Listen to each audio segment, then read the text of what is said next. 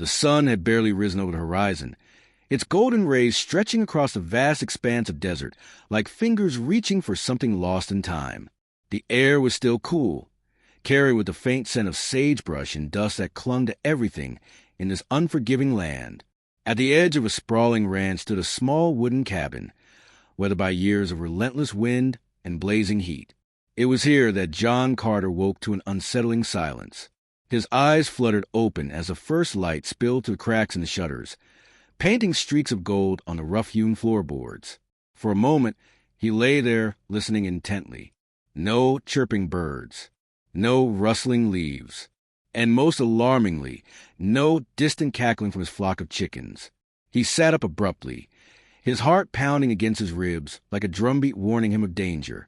John swung his legs over the side of the bed and reached for his boots, which were lined neatly beside the door. His hands moved quickly but deliberately, each motion fueled by growing unease. Outside, the world seemed too quiet, unnaturally so. Pulling on his jacket, he stepped out onto the porch, squinting into the rising sun. The yard before him stretched out like a tableau frozen in time. Everything appeared untouched, except for one glaring omission. His chicken coop stood empty. Not a single bird remained inside. The gate hung slightly ajar, swinging gently in the breeze as if mocking him with its carelessness. John's brow furrowed, and a low growl escaped his throat. "Who dares?" he muttered under his breath, striding toward the coop with long, purposeful strides. His boots kicked up clouds of fine red dust as he approached, his mind racing with possibilities. Coyotes? Rustlers? Or perhaps some other misfortune that plagued these untamed lands. But then, as he neared the coop, his eyes caught sight of something peculiar, a lone chicken standing just outside the pen. Unlike the others, this one hadn't fled. Its feathers shimmered in the morning light, almost defiantly bright compared to the dull grays and browns surrounding it. What made John stop dead in his tracks, however, wasn't the chicken itself. It was what the chicken held tightly in its beak. A ring. It gleamed faintly, catching the sunlight like a beacon calling out to him. John stared at it, disbelieving. His hand instinctively went to the chain around his neck. Where another ring usually rested, a family heirloom passed down through generations. But it wasn't there. Not anymore. He had lost it months ago during a stormy night while tending to his cattle. Or so he thought. Now, here it was, dangling precariously from the beak of a stubborn little hen. Little did John know, this discovery would unravel far more than just a mystery of his missing jewelry. It would lead him deep into the heart of secrets buried beneath the sands of time, forcing him to confront truths about himself and those around him that he never dared imagine. The day wore on, and John found himself unable to shake the oddity of the morning's events. He wandered aimlessly around the ranch, his thoughts heavy with questions. Who, or what, had taken his chickens? Why had they left behind only this one, clutching his precious ring? And why now, after all this time, had it resurfaced? As noon approached, the sun blazed mercilessly overhead, casting harsh shadows across the landscape. John sought refuge beneath the shade of an old oak tree near the riverbank. The water flowed steadily, whispering secrets of its own as it meandered through the valley. Here, amidst the gentle lapping of waves against the shore, John allowed himself a moment of reflection. He remembered the day he lost the ring clearly. A fierce thunderstorm rolled in unexpectedly, drenching the countryside in torrents of rain. Lightning illuminated the darkened sky, splitting the heavens with jagged brilliance. In the chaos, John slipped and fell, the chain snapping free from his neck. By the time he realized it was gone, the storm had carried away any trace of it. He searched tirelessly, digging through mud and debris until exhaustion forced him to give up. And yet, here it was again, returned to him in the strangest way imaginable. But the ring wasn't the only thing weighing on his mind. Over the past few weeks, strange occurrences had begun cropping up around the ranch. Tools vanished without explanation. Crops showed signs of tampering, their growth stunted inexplicably. Even the horses grew restless at night, snorting and pawing at the ground as though sensing danger nearby. At first, John dismissed it all as coincidence or mere bad luck. Now, however, he couldn't help but wonder if there was a connection. By late afternoon, John decided to investigate further. If someone or something was responsible for the disappearance of his chickens, they wouldn't get away with it easily. Grabbing his rifle, he mounted his trusty stallion, Shadow, and rode toward the neighboring hills. Perhaps whoever had done this had set up camp nearby, unaware of how close they were being caught. The terrain shifted dramatically as John ventured farther from home. Rolling plains gave way to rugged cliffs, their jagged edges jutting sharply against the horizon. Pines dotted the landscape, their evergreen needles swaying softly in the breeze. Shadows lengthened as the sun dipped lower, bathing the world in hues of amber and crimson. Somewhere in this desolate beauty answers awaited, if only John could find them. Night fell swiftly, cloaking the wilderness in darkness, save for the twinkling stars above. John tethered Shadow to a fallen log and settled down near a small fire, its flames crackling merrily despite the chill in the air. Around him, the forest whispered secrets ancient and forgotten, the kind that spoke of legends and curses woven into the fabric of the land itself. Unbeknownst to John, he wasn't alone. From the shadows emerged a figure cloaked in tattered garments, their face obscured by a wide-brimmed hat. They approached cautiously, drawn by the flickering light of the fire. When they finally spoke, their voice carried both curiosity and caution. "You shouldn't be out here." John looked up, startled but unafraid. "Who are you?" he demanded, gripping his rifle tightly. The stranger hesitated before lowering their hat slightly, revealing piercing blue eyes that seemed to see straight through him. "My name is Clara," she said softly, "and I've been watching you." "Watching me?" John repeated skeptically. "Why?" Clara sighed, taking a seat opposite him. "Because your ranch sits atop something unusual, something dangerous. You don't belong here." John frowned. "Dangerous? This land has been mine for years. There's nothing unusual about it." Clara shook her head slowly. "Until recently, perhaps, but things have changed. People have disappeared. Animals behave strangely. And rings!" She paused, glancing meaningfully at the piece of jewelry hanging once more around John's neck. "Rings reappear when they should stay buried." John felt a shiver run down his spine. "What are you talking about?" Clara leaned closer, her expression grave. "This land isn't ordinary, John. It's cursed. Centuries ago, a group of settlers tried to claim it, believing it rich with gold. But they underestimated the spirits who guarded it. One by one, they vanished, leaving behind only their possessions and their greed." She pointed toward the horizon. "Somewhere out there lies a hidden treasure, guarded by forces beyond our understanding. And it seems to have taken an interest in you." John stared at her, torn between disbelief and dread. "If what you say is true, why haven't I noticed anything sooner?" Clara smiled bitterly. "Because the curse awakens slowly, feeding off fear and doubt. Until now, you've been oblivious. But now," she trailed off, looking toward the sky where the moon hung full and luminous. "Now it knows you're aware." The following days unfolded in a blur of tension and revelation. Together, John and Clara delved deeper into the mystery surrounding the ranch, uncovering clues hidden within the very earth itself. They discovered carvings etched into rocks near the riverbank, symbols resembling those used by Native American tribes long since displaced. They unearthed remnants of old settlements, their foundations crumbling beneath layers of dirt and time. Yet, despite their efforts, the truth eluded them. That is, until the final twist revealed itself in the most unexpected manner. One evening, as the pair sat around the fire discussing their findings, the lone chicken, the one who had returned John's ring, appeared suddenly, waddling awkwardly toward them. In its beak, it carried not another trinket, but a scrap of paper yellow with age. Carefully, John took it from the bird, unfolding it with trembling hands. Written upon it were words that chilled him to the bone. Asterisk, leave while you still can. Asterisk. Before either could react, the ground beneath them began to tremble violently. Rocks tumbled from the cliffs, and the river surged forward, threatening to engulf them entirely. From the depths of the earth rose a shadowy figure, its form indistinct yet unmistakably menacing. In that moment, John understood.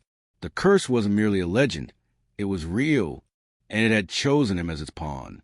Refusing to flee, John faced the entity head-on, determined to protect not only his land, but also the knowledge he and Clara had uncovered.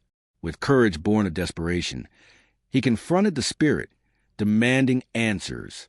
To his astonishment, the creature relented, not out of mercy, but because it recognized something within John that mirrored its own existence. When the dust settled, the curse lifted, dissolving into the ether like mist vanishing in the morning sun. John and Clara stood together, shaken but alive, staring at the transformed landscape before them. Where once danger lurked, peace now reigned. As dawn broke anew, John knew his life would never be the same. Yet, for the first time in years, he felt truly at home. The days that followed were unlike any John had experienced before. The land, once heavy with an unseen weight, now felt lighter, as though a great burden had been lifted from its shoulders. The morning sun cast golden hues over the ranch, and the air was filled with the sweet songs of birds returning to their nests. It was as if nature itself rejoiced in the lifting of the curse. John spent his mornings tending to the fields, planting new crops with a renewed sense of purpose. The soil seemed richer, the earth more fertile, as if it too had been freed from the chains of the past. Clara stayed on for a while, helping John piece together the remnants of the settler's story. They unearthed more artifacts, fragments of pottery, rusted tools, and even a few personal belongings that hinted at the lives lost so long ago. Clara spoke often to settlers, painting vivid pictures of their struggles and dreams. "They came here seeking fortune," she would say, her voice tinged with sadness. "But they underestimated the power of this land. They thought it could be conquered, tamed like a wild horse. Little did they know, it was already claimed by forces far greater than themselves." John listened intently, feeling a strange connection to these people he had never met. Their stories echoed through the empty spaces of his heart, filling him with both sorrow and understanding. He began to see the land not just as property, but as a living entity, one that demanded respect and care. This realization changed him in ways he couldn't fully articulate. One evening, as the sun dipped below the horizon, painting the sky in shades of orange and purple, John and Clara sat by the fire, sharing quiet moments of reflection. The stars above twinkled like diamonds scattered across velvet, and the wind carried the faint scent of pine needles. Clara broke the silence first, her voice soft but steady. "John, do you ever wonder what might have happened if you hadn't found that ring?" she asked, glancing at him from beneath her lashes. John stared into the flames, watching as they danced and flickered. "I suppose I do," he admitted after a moment. "If I hadn't found it, maybe none of this would have happened. Maybe I'd still be oblivious, going about my life without knowing the truth. But then again," Clara continued, "perhaps it was meant to happen. Maybe the land chose you for a reason. You weren't just some random rancher who stumbled upon a cursed piece of jewelry. There's something about you, John. Something special." John chuckled softly, shaking his head. "Me? Special? I'm just a man trying to make a living out here. Nothing more, nothing less." Clara smiled knowingly. Sometimes the most ordinary people are chosen for extraordinary things. You faced that spirit head-on, John. You didn't run. You didn't hide. You stood your ground, even when it seemed impossible. That takes courage and a little bit of destiny. John fell silent, letting her words sink in. He thought about the events that had transpired. The mysterious disappearance of his chickens, the return of the ring, the revelations about the curse. Each step had led him closer to understanding, closer to uncovering truths buried deep within the earth. And yet, despite everything, he couldn't shake the feeling that there was still more to learn, more to discover. The weeks turned into months, and life on the ranch returned to a semblance of normalcy. The crops flourished, the animals thrived, and the land seemed to hum with contented energy. Yet, John remained vigilant, always aware of the delicate balance between harmony and chaos. He knew that while the curse had been lifted, the spirit of the land was still watchful, still protective. One day, as he worked in the fields, John noticed something unusual, a patch of ground that seemed softer than the rest. Curious, he knelt down and began digging, uncovering layer after layer of dirt until he reached something solid. Brushing away the debris, he revealed a small wooden box, its surface carved with intricate patterns resembling those he and Clara had discovered near the riverbank. Heart racing, John carefully opened the box, revealing its contents, a collection of letters bound together with frayed string. He took them inside, eager to read their contents. As he unfolded the brittle pages, his eyes widened in astonishment. These were the writings of the settlers, chronicling their journey, their hopes, and their fears. Among the letters was a map, faded but still legible, marking the location of the hidden treasure that had brought the settlers to their doom. John stared at the map, tore between curiosity and caution. He remembered Clara's warning. Leave while you still can. But something deep within him urged him to explore further, to uncover the final piece of the puzzle. That night, under the light of a full moon, John ventured into the hills, following the map's markings. The journey was treacherous, requiring him to navigate steep cliffs and dense thickets. At times, he wondered if he was being foolish, risking everything for a treasure that might not even exist. But he pressed on, driven by a force he couldn't explain. Finally, after hours of climbing and searching, John arrived at a clearing surrounded by towering pines. In the center stood an ancient stone pedestal, its surface covered in carvings identical to those he had seen before. Resting atop the pedestal was a small chest, its metal hinges gleaming faintly in the moonlight. Approaching cautiously, John hesitated, his hand trembling as he reached for the chest. A voice behind him caused him to freeze. "You shouldn't open that," Clara said, stepping into the clearing.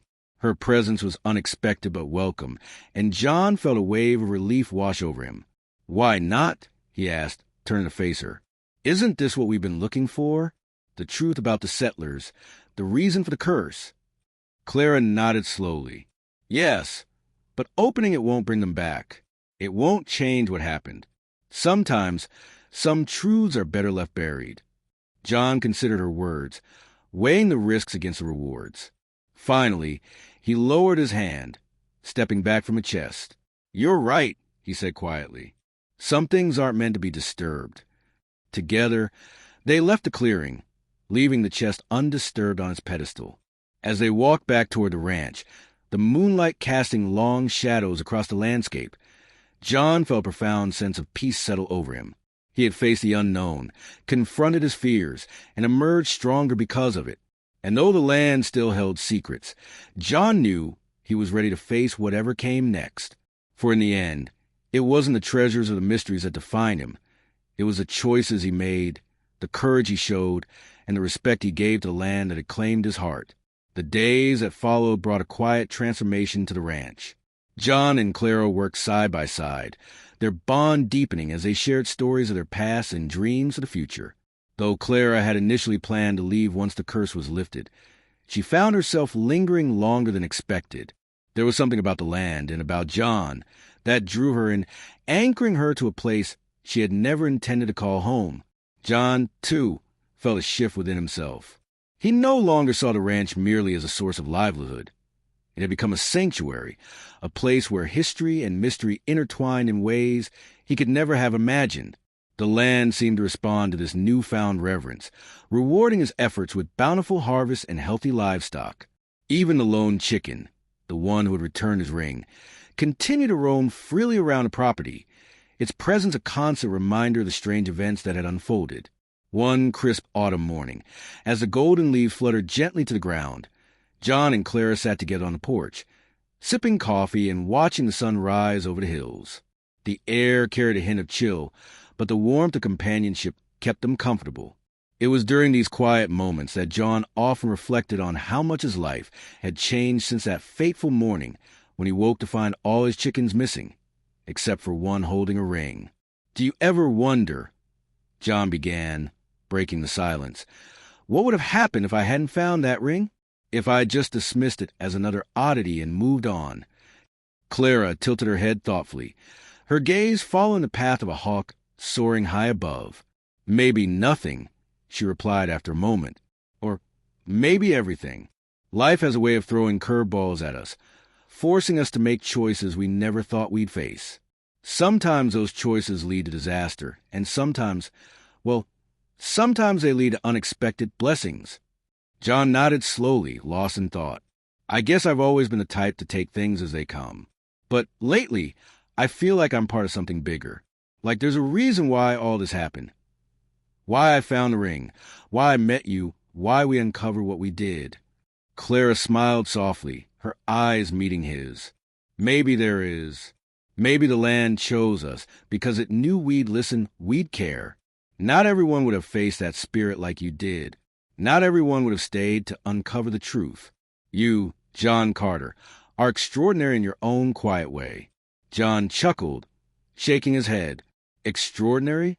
Me? I'm just a man trying to make sense of the world around him.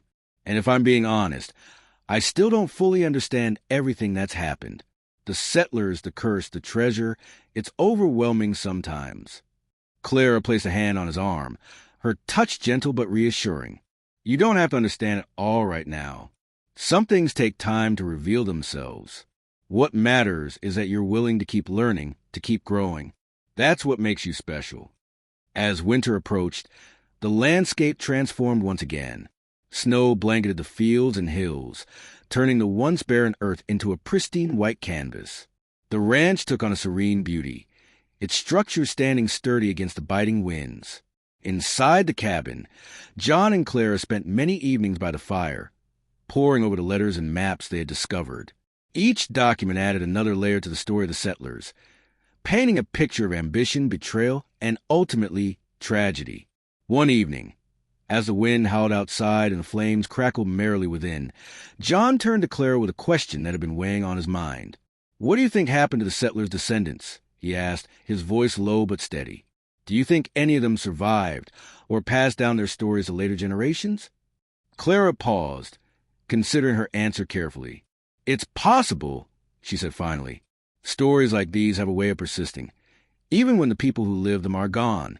Maybe some of their descendants still live nearby, unaware of the legacy they carry. Or maybe their spirits linger here, bound to the land they loved so dearly." John frowned, contemplating the idea. If that's true, then maybe the land isn't just protecting itself. It's protecting them. Their memories, their sacrifices, their dreams. It's all tied up in this place somehow. Clara nodded, her expression thoughtful. "And maybe that's why the curse was lifted when it was. Because you came along, someone who could see beyond the surface, who could honor the past without trying to conquer it. The land recognized that in you, John. It trusted you." John stared into the fire, feeling a mix of pride and humility wash over him. He had always seen himself as an ordinary man, content to live out his days tending to his ranch. But now he realized he was part of something far greater, a tapestry woven from the threads of history, nature, and human resilience. Spring arrived sooner than expected, bringing with it renewed life and energy. The snow melted away, revealing lush green grass and vibrant wildflowers scattered across the meadows. Birds returned to their nests, filling the air with cheerful melodies. It was during this season of rebirth that John made a decision that would alter the course of his life forever. He called Clara to the porch one sunny afternoon, his expression serious but resolute. "There's something I need to tell you," he began, his voice steady despite the nerves bubbling beneath the surface. "Something I've been thinking about for a while now." Clara looked at him curiously, her brow furrowing slightly. "What is it?" Taking a deep breath, John continued. "This ranch. It's more than just a piece of land to me now. It's a place where history lives, where stories are told and retold. And I want to share it with others. Not just anyone, but people who can appreciate what it means, who can learn from the lessons it holds." Clara's eyes widened in understanding. "Are you saying you want to open a ranch to visitors? To teach them about the settlers, the curse, the land?" John nodded. "Exactly. I want to turn this place into a kind of sanctuary, not just for me, but for anyone who wants to understand the connection between humanity and the earth. We could build trails, set up exhibits, even host gatherings where people can come together to share their own stories. It wouldn't be easy, but I believe it's worth doing." Clara smiled brightly, her heart swelling with pride. "That sounds incredible, John. Ambitious, yes, but also meaningful. And if anyone can pull it off, it's you." Encouraged by her support, John pressed on. "But I can't do it alone. I need someone who believes in this vision as much as I do. Someone who understands the importance of preserving the past while looking toward the future." For a moment, Neither spoke, the weight of his words hanging heavy in the air. Then Clara stood up, her expression determined. "Consider me your partner in this endeavor," she said firmly. "Together, we'll turn this ranch into something truly remarkable, something that honors the settlers, respects the land, and inspires those who visit." John grinned, relief and excitement flooding through him. "Thank you, Clara. With you by my side, I know we can make it happen." As the months passed, John and Clara worked tirelessly to bring their vision to life. They cleared paths through the woods, marking areas of historical significance with signs and plaques. They constructed small cabins for visitors to stay in, each one designed to blend seamlessly with the natural surroundings. And they gathered artifacts and documents, creating displays that told the story of the settlers and the curse in vivid detail. Word spread quickly about the unique ranch nestled in the heart of the wilderness. People came from near and far, drawn by tales of its mysterious past and the couple who had dedicated their lives to preserving it. Tour groups wandered the trails, listening intently as John and Clara recounted the settlers' journey, their struggles, and their ultimate fate. Children marveled at the ancient carvings etched into the rocks, while elders nodded knowingly, recognizing the timeless truths contained within.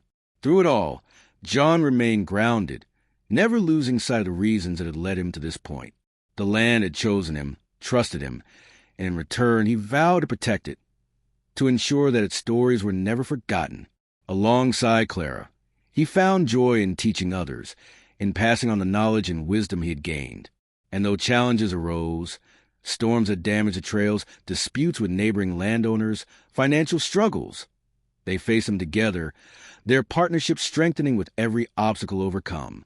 In each other, they found not only love but also purpose, a shared mission that transcended individual desires. Years later, as John and Clara stood on the porch of the now famous ranch, watching the sun dip below the horizon, they felt a profound sense of fulfillment. The land, once cursed and feared, had become a beacon of hope and understanding, a testament to the power of respect and compassion. And though they knew there were still secrets hidden beneath the surface, they were content to let them remain, knowing that some mysteries were meant to be left unsolved. For in the end, it wasn't the answers that mattered most. It was a journey, the connections forged along the way, and the enduring belief that even in the wildest, most untamed corners of the world, there was room for peace, growth, and transformation.